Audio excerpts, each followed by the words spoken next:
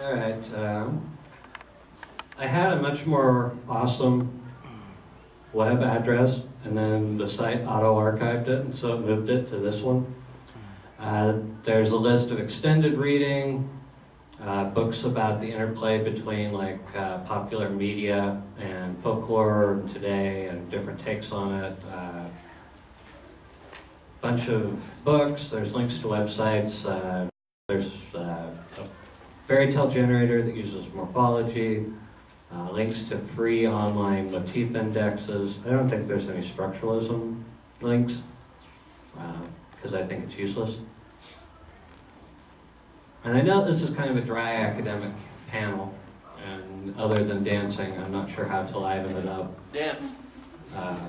But now we'll kind of open it up and ask questions about folklore and anime and comic books, how they play together. And we'll answer your questions that I think most of you probably came here for, because I know you weren't expecting to learn about structuralism.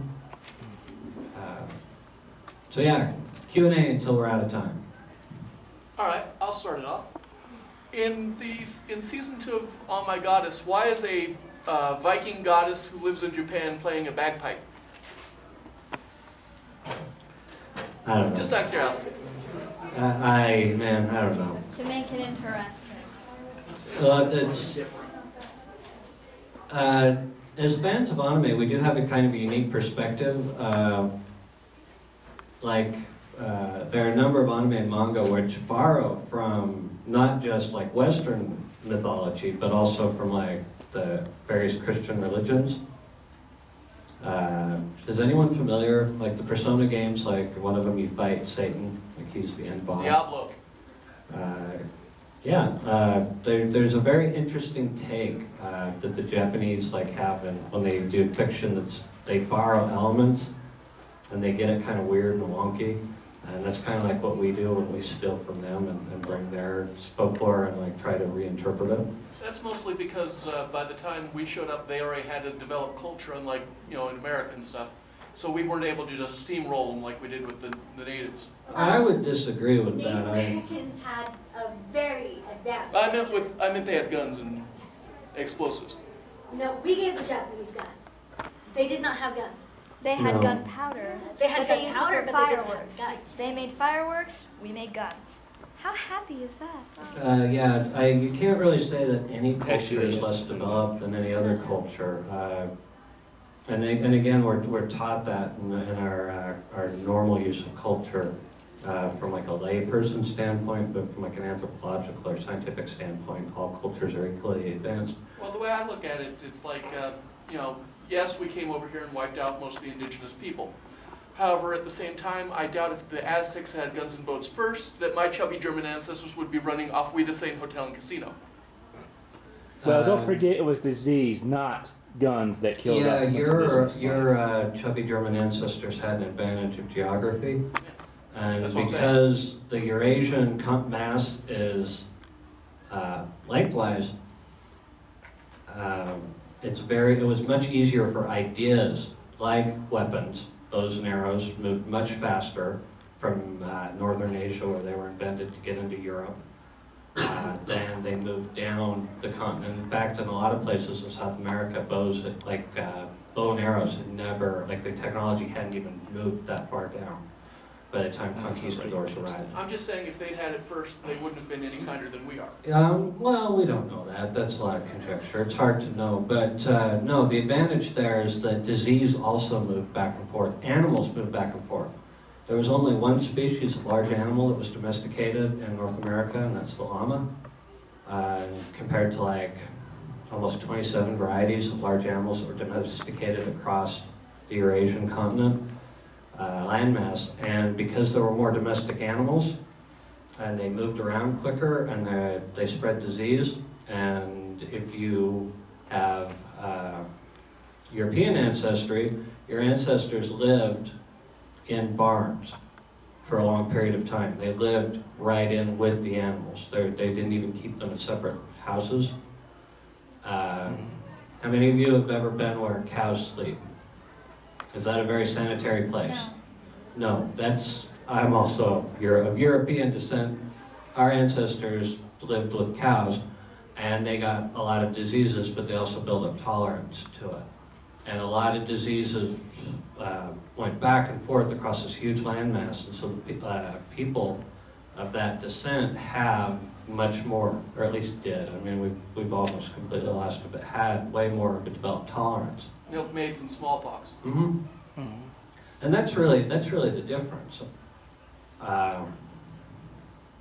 You know, and then a lot of it was like conquistadors. They had gold, we wanted it. The Aztecs were very sophisticated, the Mayan were very sophisticated, but they'd also developed a type of warfare that was very unique to their cultural situation, and Ineffective. and there's those sorts of conflicts happen all the time. The Afghanistani resistance group, the Mujahideen, defeated one of the most technically advanced armies in the world in the early 1980s. And they did that because the U.S. helped them a little bit and gave them weapons, but for the most part it was because they fought a different style of war. They had a different cultural outlook than the Soviets did. And we're still fighting people who live in caves. So I mean, there's a lot of varieties in that. But yeah, you can't really compare one culture as more advanced than another. The Mayans were geniuses. They were very smart, very World ends next year. World You know, ends Also that, yeah. Well, they were smarter than the Greeks. Mathematically, Yeah. it's hard to compare, but the Mayans did some very impressive things without developing some of the mathematical tools that the Greeks did. They still managed to find other ways to do it. Unfortunately, it's like Stephen Hawking versus Mike Tyson. You Well, I don't even smart know as you what can be. that was. know, No, smart as you can be, you might still get beat. while we're on the topic, the Mayans, like there was never any like end of the world day in Mayan culture. Like there never was. There was a guy that was like heavy into the New Age scene in the 60s, and he went down and he was hanging out on a dig where they were trying to translate the glyphic system that the Mayan alphabet uses, and he overheard conversations and tried to figure out stuff for himself. But not only was there never any like intention of the Mayans that the world ended in 2012, there is a big cycle that ends, but he got the date wrong. The cycle actually that ends in like 30 years, like according to the actual calendar, like he got his numbers mixed up. But the Mayan do actually record dates for future events that have happened after the supposed big end period shifting. So, yeah, that's not even just stupid, but it doesn't even make sense in a cultural context. Yeah. Other questions? Anything about folklore related? Yes? Does that say 87 or 37? That says 8-7. Yeah, you know, it used to say like interactive.com/folklore because that was easier to remember, but then it auto-archived and it turned it to 87. Have you heard any rumors of anything in... Let's take questions from other people. Okay. You've gotten to ask questions. No worries. You've asked one, let's go to the back. We haven't heard from you. We'll get right to everybody if we can. The motif of using animals to fight demons, would that apply to stories where the characters controlling something remotely? You know, not an animal, but like a machine of some kind. You know, it might, and this is the big problem with the motif index, is if there is not a motif existing, we can create one and add to it. And if we decide that like, you know, someone using like a remote machine to fight a battle is linked to that, then it would be like, we would add another point and add 1 to the end of the motif number for that, whatever it is, like 14 something. It's a big one. But if we decide that is similar to using a magic weapon, we would add the motif to that. And it's completely subjective. And it's useful if other people like use that motif and add it and look through in examples. And someone may have already added something very similar. We'd have to check like the different indexes to see. But that's really kind of where the motif fails, is that it is so subjective that you and I might feel that like a remote robot is similar to an animal, somebody else might feel. Okay? I think we have 5 minutes left. Does anybody that hasn't got, if you have not gotten a chance to ask a question, would you like to now? Yes. You know how Chihiro eats the food she would disappear? Is that like folklore? That is. And it's really interesting because that is, it's hard to say because that idea that if you eat or don't eat the right kind of food when you're in another world, another reality, that is another almost universal. It shows up in the Popol Vuh, which is the Mayan Book of the Dead, which is one of the hero twins goes to Xibalba and gets tricked into eating food and can't leave. It shows up in Greek myth. Persephone. Persephone. Yeah, and it does show up again. So yeah, it is. That's a folklore. And without actually asking the creators what they drew on, it's hard to say. Well, they drew on Japanese myth for that part, or because they were definitely looking at Russian myth because Yubaba, the big villain in it, is like even she looks like the descriptions of Baba Yaga, who is a Russian witch.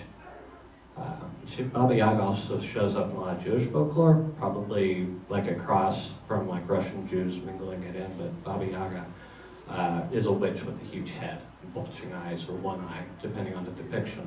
So it's hard to know like where they took that from, but yeah, that is a very common folklore motif. Anyone like questions? We have a little difference between stealing the food or being given the food? And like even within a culture, yeah, there different tales can have different versions. How many of your parents told you a story? Like you have like a version of a story in your family that's different than one that you've heard from somebody else. Is that true? I've read different. There's a really good example of this. What is it in my story? I think it's something that like, it's a version of Goldilocks that my parents told me that if Goldilocks gets into the fridge and takes cookies out, like she gets spanked. But that's like unique to my family. It's different than most. So even within like, like person-to-person transmissions, there's variations and there are cultural variations.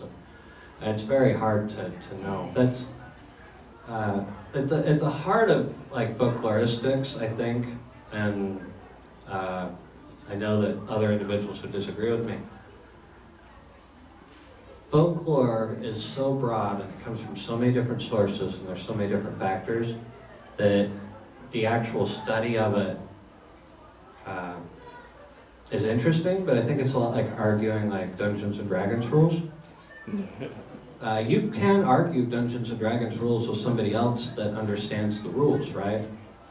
Like, and they have to understand, like, the basic rules, and you can argue for hours and come up with point and counterpoint evidence, but at the end of the day, you're arguing about something that doesn't exist, right? Folkloristics is kind of the same way. I mean, we're making up our own rules, and they're valid within those rules, but it's hard to draw universal truth out of it.